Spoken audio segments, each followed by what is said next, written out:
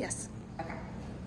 All right, thank y'all for coming this evening. I know it's really hot. Y'all would rather be in a pool somewhere or like in an icy place. But thank y'all for coming out to Angelica's first solo gallery show, which we're really excited about. So my name is Yvonne Garcia. I am the owner and director of Hooks-Epstein Galleries. You are in the oldest art gallery in Houston, founded in 1969 by my friend and mentor, Jerry Hooks. So I started following Angelica's work when Glass Tire put her show in Comfort, which was what, back in 2021? Yeah, 2021. In their top 5. And so I started following her work on Instagram. That later that year around Thanksgiving, I was thinking, oh, maybe I'll go and see the work since I have my in-laws in Austin, but that didn't work out. So then I found out she was having a solo show at Lawndale, which I was really excited about. Reached out to her, we met, and then after a really great conversation, a studio visit several weeks later, she came on board with the gallery, which we're really excited about. This show was definitely basically like a year and a half in the making. So Angelica, she was born in Laredo, based in San Antonio now.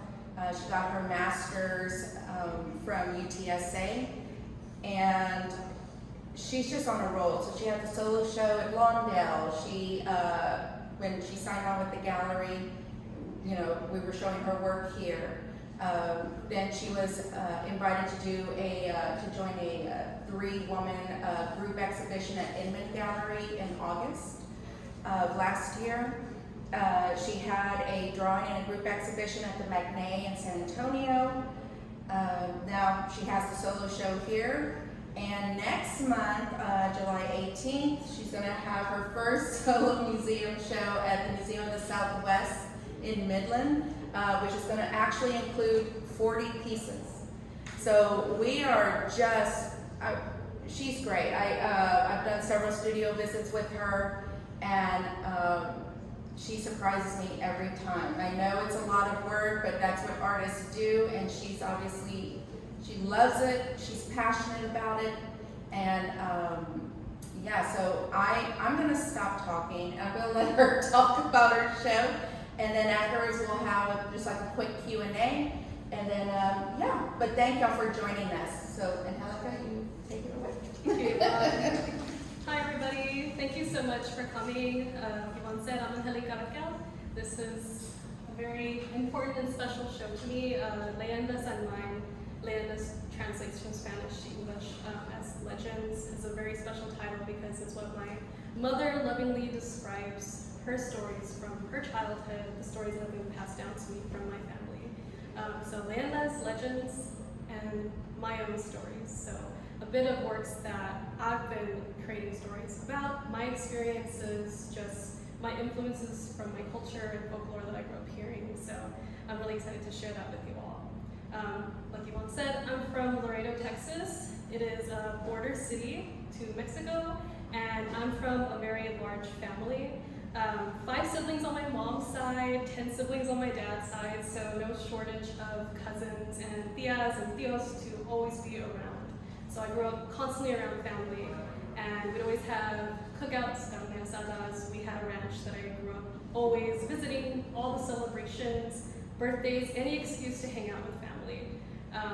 One of the most important traditions that my family has that they used to practice, not as much anymore, is storytelling. And so my work, I would describe myself more as a storyteller rather than just someone who's a painter or a drawer, or just someone who works with art in general. It's really important that I'm able to express these stories. They're precious to me, and I find that exciting. So in graduate school, that's when I started exploring these stories a little bit more, because I kind of left that behind when I moved out of Laredo, Texas, as like we all do as we're getting older and we're trying to find ourselves in our 20s and stuff.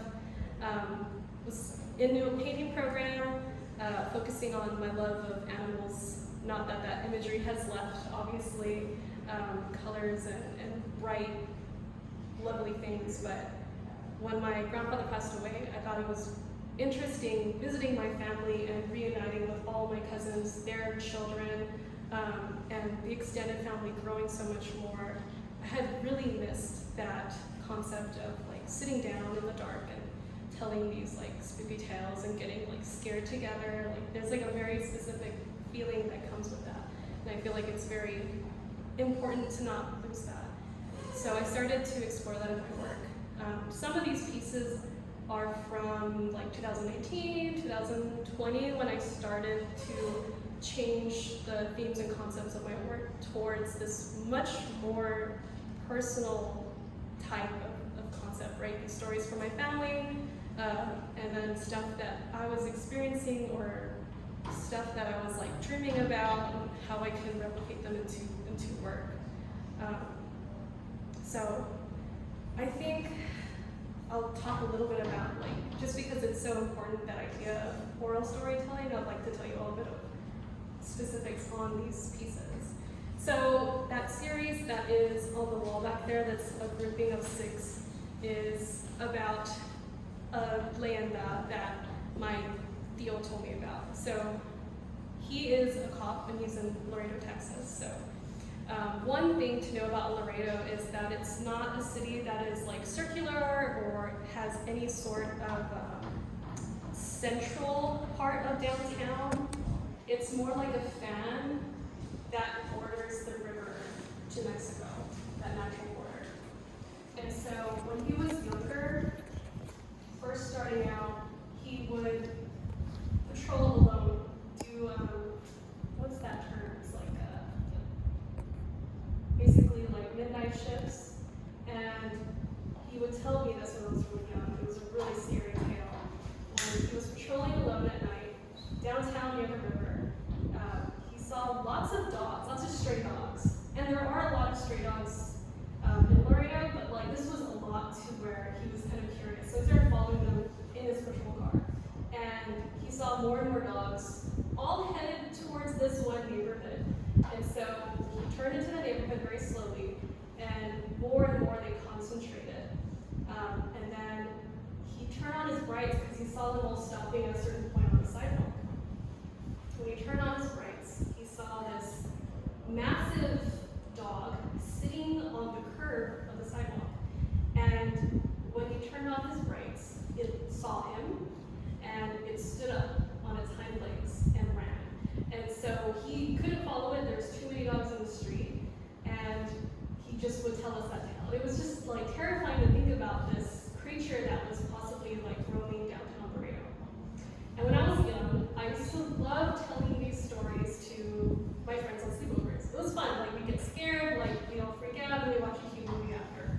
And so on one of these sleepovers, I told this tale to this group of girls that I was with, and one of them started to cry. And then I felt bad. I was like, oh my gosh, I'm so sorry. Like, no, don't worry. Like, you're safe, you're okay. Like, no, don't believe it, it's fine. And she told me, no, like, your story confirms what I heard growing up. And so she told me her tale. And so when she was young, her grandmother used to tell her about this bruja, which is Spanish for a witch, who took in this homeless man in downtown Laredo. And she would house him and feed him and give him a place to stay, as long as he would do her bidding, as long as he would go and gather things for her, just to help her out so that relationship would stay. One day she asked him to bring her a child, and he couldn't do it. He could not wrestle with that. It was a time when everyone, like children were always out playing, so it wasn't that inaccessible to do, but he could not bring himself morally to bring her to kidnap a child. And so the bruja turned him into a dog to make him more loyal. And so you can see this cursed spirit in downtown Laredo. And I kept that story with me for a very long time, and it wasn't until after I started making imagery about those two stories combined, like this series here, that I actually went back and told my Theo that story that I had heard from my friend. And he was shocked to hear that. He hadn't heard the origin story. And And he told me that sometimes he can still see this figure. He's a couple times has seen it crossing the bridge to Nuevo Laredo. And I thought that was really interesting and very potent of an image to think about. So that's what this series is an interpretation of a little bit of both stories, starting from when she finds him, the owl representing the lechuza, which is a witch that transforms into an owl or has it as a familiar, and it goes through him gathering things for her, she's watching over him, and his own dilemma, and then the transformation lasting with him telling his story to the only things that can understand him, which are stray dogs. I love that story. I think it's really exciting. The imagery is potent, and so that's a very precious tale that's been handed down to me from my family. And then I started making work about stories that I was making up. So you can see, and you can, if you want to talk to me individually, I can tell you about some of these pieces. Some of them are dreams, others are experiences. As I'm now entering my 30s and have gotten married, all of those are very important life things that have happened to me. Experiences that I've had with my husband, memories and dreams that I'm combining, and then stories that I'm starting to write down. For my upcoming museum solo show, for the first time I've written down these stories to make them concrete, which I'm really excited about. And one of them is about this piece, which is one of my earlier needle felted works that's about a story that I made up, about a transforming coyote who tricked a man into seeing that she was a beautiful woman so that she could feed her children his chickens, right? And the ending is a twist to where he ensnares her and she chews her hand off to escape. And the rancher finds this paw and wants to gift it to his lover, which is the coyote woman. A little bit of that give and take and her stealing, but it was to feed her children, and him harming an animal who was just trying to survive. So relationships, things that I see happening with nature and people and culture, which is it's really fun to make my own stories. I'm finding a lot more creativity in that, and which is why I'm also making a big variety. I don't stick to painting or drawing. It's just I want to see how they are interpreted by people in different forms, how this is more confrontational than maybe a painting or drawing, or maybe that's more intimate than something that is physically in the space. How is this more palatable or more inviting as something that's soft and fuzzy versus something that maybe is hard and visceral, which is really important in my work. But yeah, so it's a little bit of the stories. I won't give everything away, but if you're curious about other works, I'm happy to talk about them. So yeah, thank you all.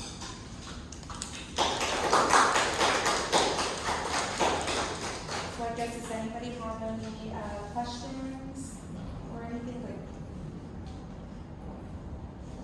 Are you able to dabble into the meaning behind that one? The larger one? Mm-hmm. So that's actually based on a dream, one of the only recurring dreams that I've had since childhood. I had a pet snake since I was little, so I was in the 5th grade. So I love snakes. I love reptiles and nature. When I was little, I was out catching these creatures, and I can't do it anymore, but I knew the Latin names of these animals. It was kind of wild. So no fear of snakes or lizards, things like that. But I always had this nightmare where I was surrounded, it was like a normal house that I didn't recognize, but I was surrounded by lots of snakes, vipers and rattlesnakes and very deadly venomous things. And it always ended up with me trying to rescue my snake, my little corn snake Jake, from these snakes. And it was always a tug of war, and it was Jake just passed away in August, so it's really sad. He lived to be almost I've had him since the 5th grade, so I had him for a very long time. He was a little old man. But I had this dream where I was in tug of war I've had it so many times, even recently, where I'm in a tug of war with these snakes that are vicious, trying to rescue my snake. And it always ended up with him popping, and it was just I wake up. So it was kind of this struggle, and I wasn't sure what it ever meant, but it was something very nice to try to express it in a painting. So those are gray foxes, and so one is holding on to one end of the snake, and then there's another snake holding on to the other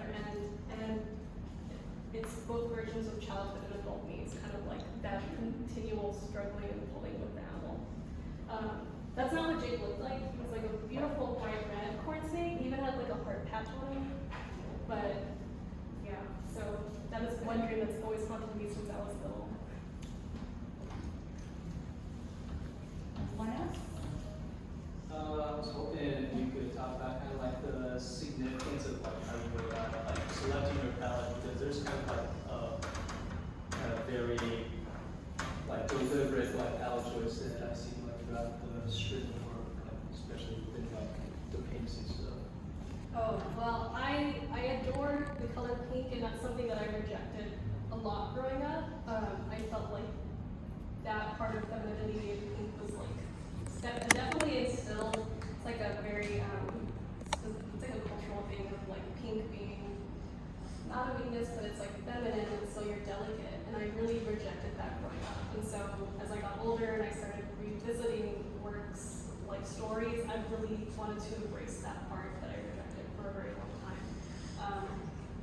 Reptiles, very boyish and aggressive, but for me, I always saw them as like lovely, delicate things, and so like the things kind of come in, the glitter. I love the dichotomy of like telling stories about stuff that may be like violent, like, you know, someone chewing their hand off or like popping a steak in half, and like still having these like really delicate colors. So it's like folktales and folklore, I think, are really important, even though they're like the traditional ones, even though they're really violent, they teach lessons and they instill fear, but there's still like wonder and magic, and that's like something I think that goes hand in hand. The violence and the looking, which is like something that I play with a lot of my work.